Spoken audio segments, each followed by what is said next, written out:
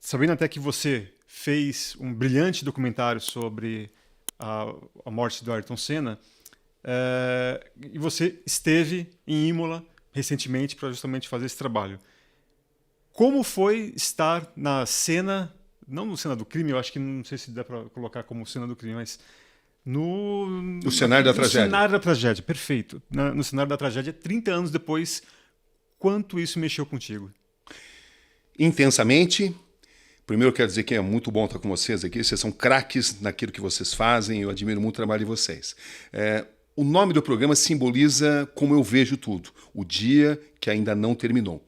E nunca vai terminar, porque sempre vai haver questionamentos, sempre sempre vão aparecer novas óticas em relação ao 1º de maio de 1994. Mexeu com as minhas emoções, mas ao mesmo tempo eu encarei isso como obrigação por tudo que eu vivi, pela experiência que eu tive. Eu tinha a obrigação de trazer um documentário para as novas gerações. As novas gerações têm o direito de saber tudo o que aconteceu, e eu cobria a Fórmula 1, como você sabe, né? O Felipe também cobria, é meu contemporâneo nessa arte, ele sempre fez um grande trabalho, e ao cobrir a Fórmula 1 e tendo tanto acesso ao Senna, eu era o cara que mais entrevistava o Senna por força da minha missão, né? E por ter tanto acesso ao Senna, por ter trabalhado intensamente nesse fim de semana de corrida e por ter também investigado a investigação oficial durante longo tempo, eu trabalhei muito nisso, né? Fui o primeiro a revelar as imagens do onboard camera, o primeiro a revelar as imagens do capacete, porque eu não parei de investigar. O Senna morreu, foi um choque tremendo para mim, porque eu tinha uma relação com ele. O Senna me abriu muitas portas, eu gostava do cara, mas eu tinha uma missão e eu nunca deixei de trabalhar. Havia uma demanda muito grande por trabalho. Ele morre, eu continuo no ar. No dia seguinte tem que levantar muito cedo, continuo no ar. Isso, de certa forma, me ajudou a superar essa forte emoção. Eu acho que eu cheguei a chorar, de fato, meses depois, porque o trabalho fazia com que eu estivesse permanentemente concentrado. E tendo que investigar todos os detalhes da morte, eu sempre me mantive perto dos acontecimentos. Primeiro é uma honra estar com você, Cabrini, admirando seu trabalho na Fórmula 1 e fora dela, por tudo que você já fez. Eu tenho algumas curiosidades.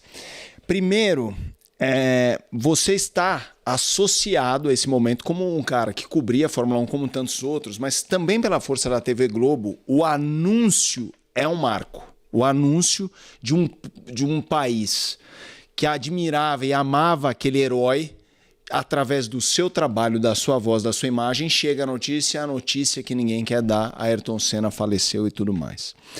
Primeiro lugar, 30 anos depois, você se surpreende ainda com o tamanho do vínculo que você pegou ao episódio, porque assim, qualquer empresa que vá falar sobre o episódio, Cabrini, queria te entrevistar. E eu queria saber se os 30 anos, essa data de 30 anos está diferente de 25, de 20, de 15. Você que é parte desse episódio, o que você acha que está mudando na forma como as pessoas falam do Senna no dia 1º de maio? Eu acho que eu acabei de fazer o trabalho definitivo. Não pretendo mais voltar a esse assunto. Eu jamais tinha conseguido realizar um trabalho com tantas particularidades, com tantos detalhes, e para mim é muito difícil fazer esse tipo de trabalho, porque mexe com as minhas emoções. Sim. Claro que eu sei que eu tenho obrigação profissional de fazer, e eu faço por causa dessa obrigação profissional, mas não é algo minimamente prazeroso, porque envolve um momento extremamente difícil, mas que de certa forma me moldou para tudo que iria acontecer na minha carreira. Depois que eu deixei a Fórmula 1, eu achei que não havia mais sentido continuar na Fórmula 1, porque eu queria ampliar os meus horizontes. Eu já exercia jornalismo investigativo entre as corridas, já tinha, por exemplo, localizado o PC Farias, já tinha estreado no escritório da Globo de Londres, cobrindo a morte do juiz Giovanni Falcone, o assassinato dele em Palermo, então eu já me dividia. Mas a Fórmula 1 era o carro-chefe.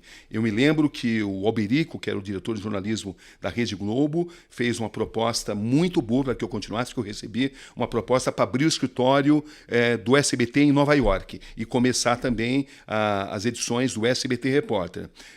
E ele fez todo o esforço para que eu permanecesse, mas eu achei que uma era havia sido cumprida na minha carreira. Não foi uma decisão fácil, foi uma decisão muito difícil, porque eu tinha uma zona de conforto. O público gostava muito da minha cobertura, eu gostava de cobrir Fórmula 1, como gosto de Fórmula 1 ainda hoje, só que eu queria ampliar os meus horizontes. Eu queria dar continuidade à minha carreira de jornalista investigativo, de jornalista internacional, e o que eu vivi em termos de tensão, cobrindo a morte do Senna, me preparou para cobrir 8 guerras, para fazer matérias investigativas onde você recebe alta pressão da polícia, por exemplo. Quando você investiga a banda podre da polícia, isso é igual a uma enorme pressão. Então, eu acho que eu fui moldado. É claro que eu acho que eu tenho uma facilidade para isso, mas tudo que eu vivi na Fórmula 1, e na Fórmula 1 eu fui obrigado a usar essa inclinação que eu tenho pelo jornalismo investigativo, porque na Fórmula 1 tudo tem uma grande tendência de manipulação. Essa que é a verdade, às vezes a verdade demora muito tempo a aparecer, às vezes jamais aparece, pela intrínseca relação comercial que existe, é um mercado bilionário. Então, tudo isso que eu estou apresentando moldou a minha maneira de enxergar jornalismo, a minha maneira de me preparar para cobrir esses 30 anos. Eu basicamente usei todos os princípios mais preciosos, mais importantes do jornalismo investigativo. Em primeiro lugar, o distanciamento. A questão emocional não pode fazer parte disso. Eu achei que era importante, nesse documentário, vocês devem ter percebido isso, passar o bastidor da cobertura. E isso envolve emoção. Claro que não foi fácil estar ali anunciando a morte dele. Possivelmente, no decorrer dessa nossa conversa, eu vou dar um pouco mais de detalhes sobre isso. Mas eu procurei, basicamente, fazer um enorme levantamento de todos os detalhes que eu acumulei durante anos nesse documentário, porque sinto que é uma obrigação que eu tenho para com os meus colegas, para com as novas gerações, para com a própria memória do Ayrton Senna, deixar essas informações. Mas não pretendo mais voltar a esse assunto. E falando justamente do 1º de maio, né, acho que todo mundo é capaz de lembrar o que estava fazendo, como se sentiu. Você, do momento do acidente, no dia 1º, tudo bem que tenha toda uma questão pelo acidente do Rubinho, pela morte do Ratzenberger nos dias anteriores, mas você se lembra exatamente o que você sentiu, né, tanto na hora do acidente como na ida para o hospital, né, e também, obviamente, no clima do hospital, que você já relatou também. Você se lembra das suas sensações, você se lembra dos detalhes, o que você viu, o que você sentiu, o que você pensou? Angústia, misturado com ansiedade, misturado também com busca por concentração para realizar o meu trabalho. Eu sabia que ia anunciar a morte dele, eu sentia isso. Na hora da batida já. Na hora da batida já. Pela consequência que aconteceu, pelo que eu observei ali, pelo sangue, pelas reações, pela preocupação das equipes de atendimento, eu senti que não tinha jeito.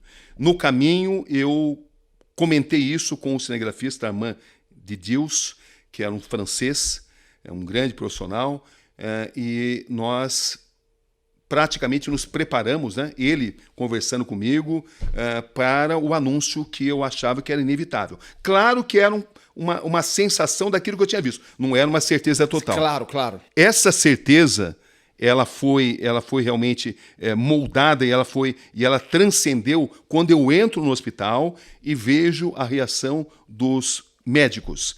Eu presenciei longas entrevistas, sempre entrevista coletiva, de médicos que falavam que na UTI do hospital existe um paciente tentando lutar pela vida. Mas eu pensei, puxa, se ele está lutando pela vida, os médicos não estariam aqui dando entrevista coletiva. E eles não paravam de falar. Foram 4 boletins que eu fiz, porque sempre havia novos informes, sempre havia novas sessões dessa entrevista coletiva, entrevistas que eram comandadas por Maria Tereza Fiandre, chefe do departamento de reanimação. Então, eu tinha certeza absoluta que era uma questão de tempo para eu anunciar.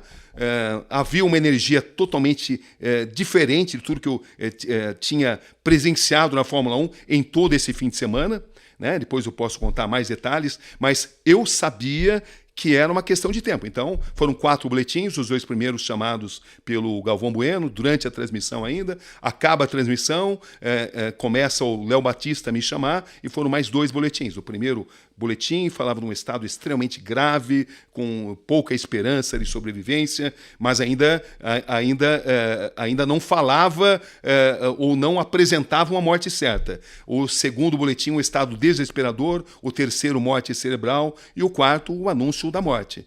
Mas desde o primeiro boletim, eu sabia que era apenas uma questão de tempo até anunciar a morte.